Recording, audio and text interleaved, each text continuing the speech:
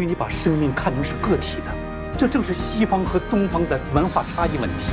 东方人是把生命看作是集体的家庭。Hello everyone, welcome back to my channel.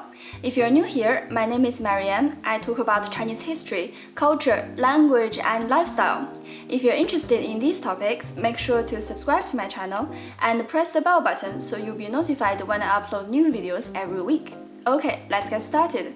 Today's video will be the last one of our Chinese Film Festival series. I will introduce to you the last 5 Chinese movies about modern China. Today's movies are very dynamic. We have a love story, a tragedy, a coming-of-age romance film, a drama, and even a sci-fi movie. Now, without further ado, let's dive into the list. Number 6, Under the Hawthorn Tree, 山楂树之恋.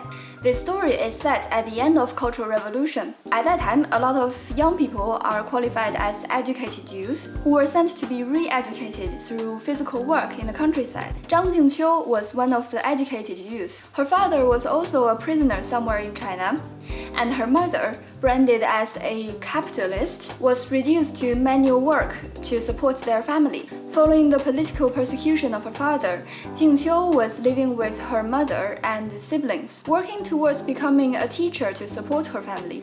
That's when she met another geology student named Lao San. His father held a high position in military, but his mother committed suicide 4 years ago after being branded as a rightist. Despite the fact that this will endanger the future of Jingqiu and her family, she and Lao San fell in love and their relationship continues the following year. Lao San also promised to wait for her until she grew up, but Jingqiu was torn between her feelings for Lao San and her duties to her family. Through this movie, the director Zhang Yimou appears to reclaim his innocence as a youthful creator. The 2 young actors, Zhang Dongyu and Dou Xiao, also brought out the believability of young love with their raw and moving acting. It's very touching to see 2 people pour their hearts out to love each other against all odds. The social environments and the subtle love expressions of my grandparents' generation are also very fascinating.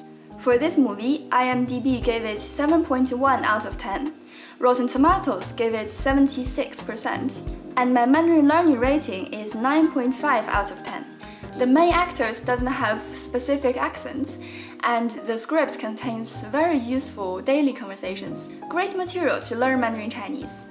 Number 7, Aftershock, 唐山大地震.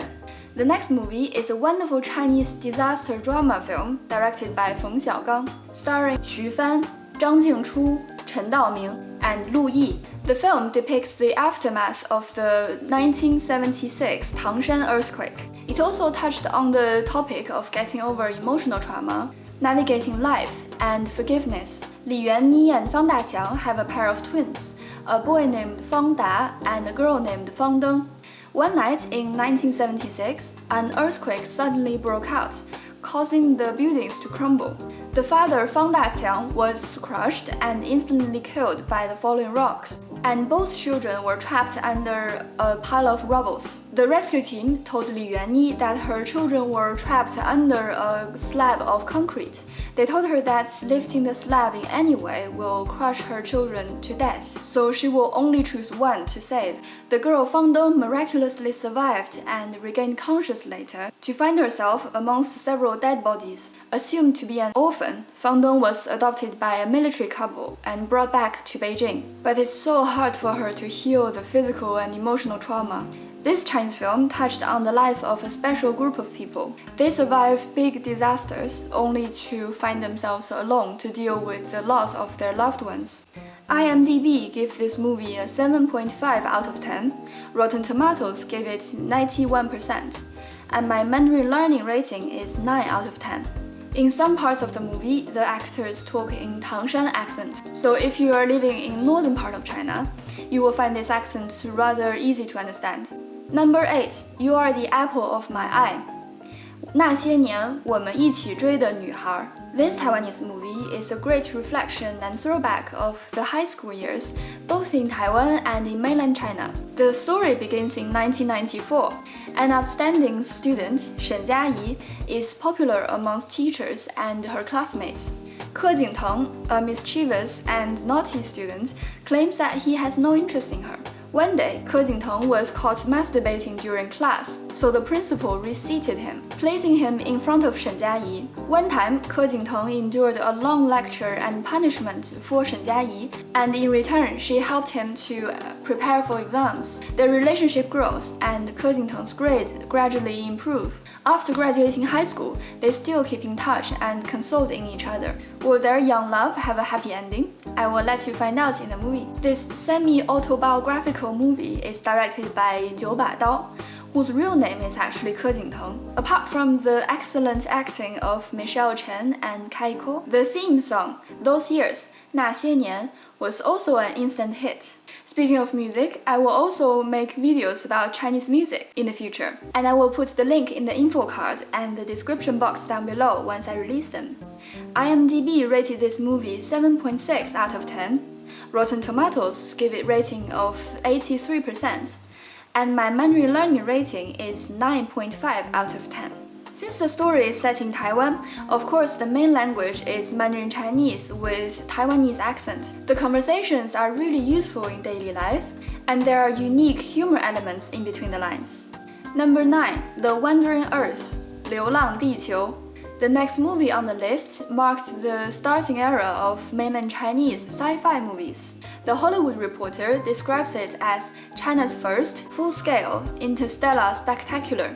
In the year 2061, the aging sun is about to turn into a red giant and threatens to engulf Earth's orbit within 100 years. This fact forces the nations to consolidate into the United Earth Government, the UEG. The Wandering Earth project is to migrate Earth out of the solar system using 12,000 enormous fusion-powered Earth engines. The Chinese astronaut Liu Peiqiang oversees the navigation platform on the International Space Station to help guide the Earth along its interstellar journey. However, the navigation AI named Moss was assigned another secret mission. The preparation of this film started in 1912, and it took nearly 7 years to film and produce, so you can imagine the quality of the plots and the effects. Fun fact, the director Frank Guo was first influenced by James Cameron's Terminator 2, which inspired him to become a director in the science fiction genre. IMDb rated this movie a 6 out of 10, Rotten Tomatoes rated 71%, and my Mandarin learning rating is 9.5 out of 10.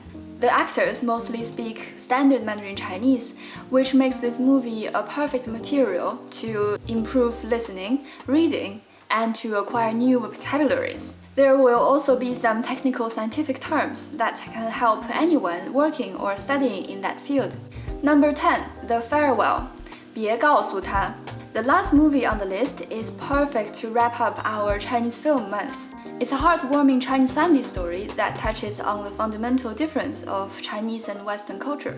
An aspiring American Chinese writer, Billy, maintains a close relationship with her 奶奶, which means her paternal grandmother. 奶奶 lives in Changchun, China, whereas Billy's family moved to New York since Billy was only 6 years old. After receiving a rejection letter of a fellowship, Billy found out from her parents that 奶奶 was diagnosed with terminal lung cancer, and she's predicted to have only several months to live. The rest of the family decided not to tell 奶奶 the truth. Through deception and manipulation of the medical test result, the diagnosis is kept a secret from 奶奶 herself. At the same time, a wedding for Billy's cousin Hao Hao from Japan has been planned in China as an excuse to unite the family one last time. Billy agreed to the family's decision and went back to China to see 奶奶. Her time in China was filled with the internal conflict of telling a white lie and with the confusion of the Chinese family values. The Farewell is a bilingual movie in English and Mandarin Chinese. The film was nominated for 2 awards at the 77th Golden Globe Awards, including the Best Foreign Language Film and Awkwafina winning the Best Actress of Musical and Comedies.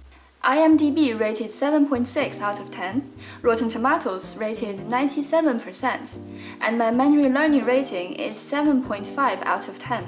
Apart from the main character Billy and her cousin, the rest of the family speak Mandarin Chinese with a little northeastern accent.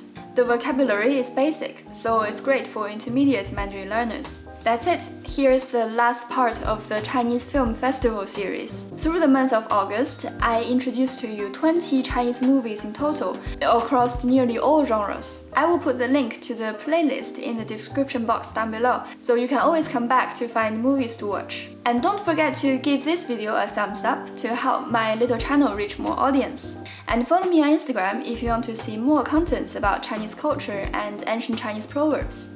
If you like my way of presenting Chinese culture, I'm sure you will like these two videos right here. Okay, thanks for watching. I will see you next week.